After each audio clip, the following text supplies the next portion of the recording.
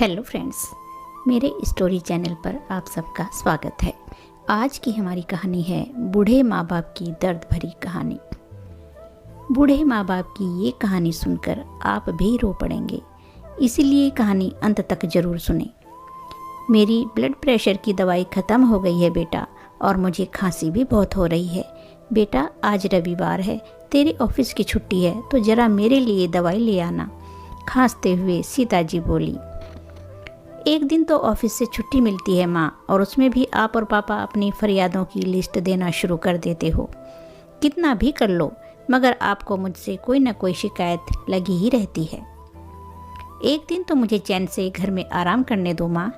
मनोज के पिता राकेश जी और सीता जी बेटे के यह कड़वे शब्द सुनकर आंसुओं के दो घूंट पीकर रह गए।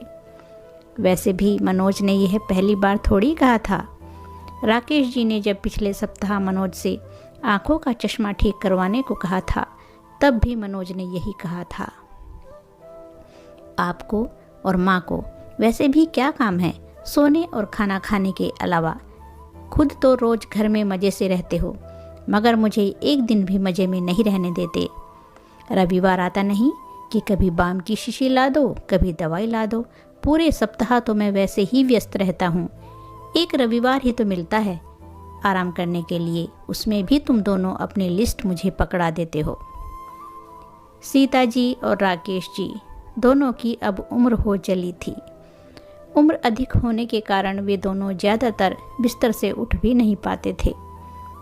दोनों वृद्ध दंपत्ति बीमारियों से ग्रसित थे, जिस वजह से दोनों पूरी तरह बेटे बहू पर ही आश्रित थे।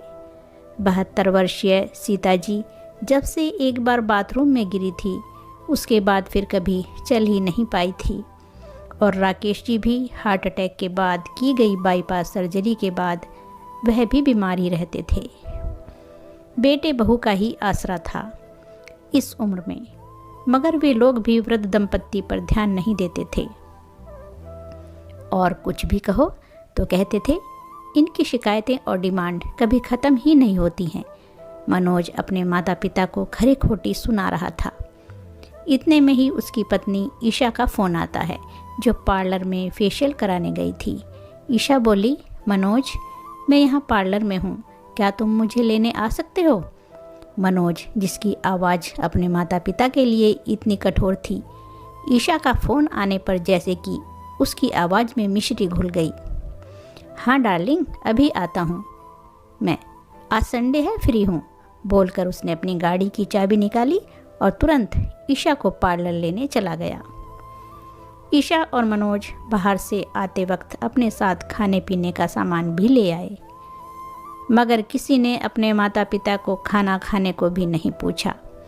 दोपहर के 3 बज चुके थे, मगर अब तक किसी ने राकेश जी और सीता जी को खाना नहीं दिया था। राकेश जी से जब भूख बर्दाश्त नहीं हुई, वह लाठी का सहारा लेकर धीरे धीरे चलकर बाहर देखने गए, तो मनोज, ईशा और उनके बच्चे बाहर से लाया हुआ खाना खा रहे थे। राकेश जी समझ गए, आज फिर उनकी बहू ने उनके लिए खाना नहीं बनाया है।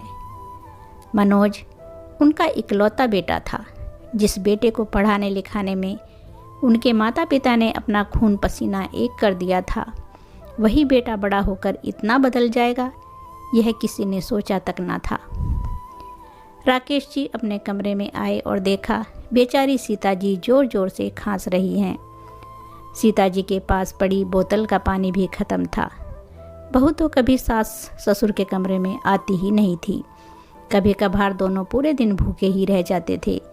कभी कभार बहू खाना दे जाती थी तो खा लेते थे, वरना भूखे ही सो जाते थे।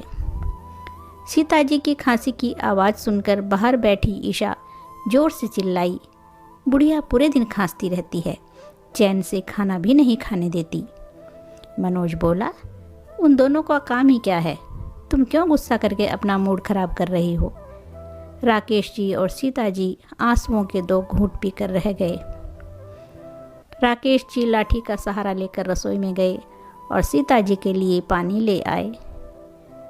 मनोज यह देखकर राकेश जी के कमरे में आकर गुस्से से बोला, पापा, हम क्या खा रहे हैं यही देखने आए थे ना आप? आप लोगों के लिए ईशा खिचड़ी बना देगी जो थोड़ी देर बाद आपको मिल जाएगी। यूँ किसी का खाना झांकने आना अच्छी बात नहीं है, समझे? कहते हुए मनोज ने ज़ोर से उनके कमरे का दरवाज़ा बंद कर दिया। राकेश जी तो बेचारे पानी लेने के लिए आए थे। मनोज ने जो भी कहा उस बात का राकेश जी के दिल पर ऐसा असर पड़ा कि उन्हें हृदयाघात हो गया और वे भगवान को प्यारे हो गए। सीता जी ने राकेश जी को बहुत जगाने की कोशिश की, मगर राकेश जी की आंखें सीता जी को निहारती हुई खुली की खुली रह गई थी। बाहर से मनोज और ईशा की हंसी ठिठोली की आवाज़ें आ रही थी। किसी को अपने माता पिता की कोई फिक्र ही नहीं थी। सीता जी ने पास पड़ी मच्छरों को मारने वाली दवाई उठाई और शीशी खाली कर दी और वह राकेश जी के कंधों पर सिर रखकर हमेशा के लिए उन्हीं के पास चली गई। दोस्तों, कहानी को पढ़कर ज़रूर आपकी आंखों में भी आंसू आ जाएंगे। ऐसा किसी के माँ बाप ना करें, इसलिए अपने माँ बाप की सेवा कीजिए, उनका अच्छे से ख्याल रखिए, नहीं तो जैसा हम बोएंगे वैसा ही तो काटेंगे। तो दोस्तों, कहानी पसंद आई है तो लाइक और शेयर ज़रूर कीजिए और चैनल को सब्सक्राइब कीजिए। धन्यवाद दोस्तों।